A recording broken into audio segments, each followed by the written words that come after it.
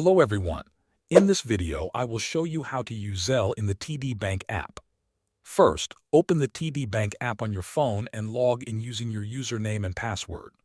Once you are inside the app, look for the option that says Send Money with Zelle. Tap on it to get started. If this is your first time using Zelle, you will need to enroll. Follow the instructions on your screen. You will be asked to enter either your US mobile number or your email address. This is how people will send money to you. Make sure the information you enter is correct. Then link your TD Bank account and confirm your details.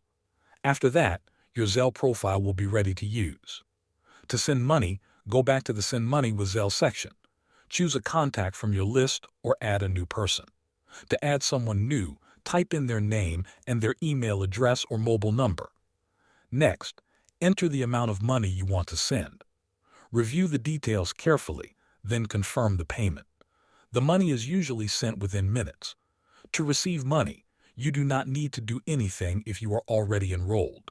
When someone sends money to your registered email or phone number, it will go directly into your TD Bank account. Thanks for watching.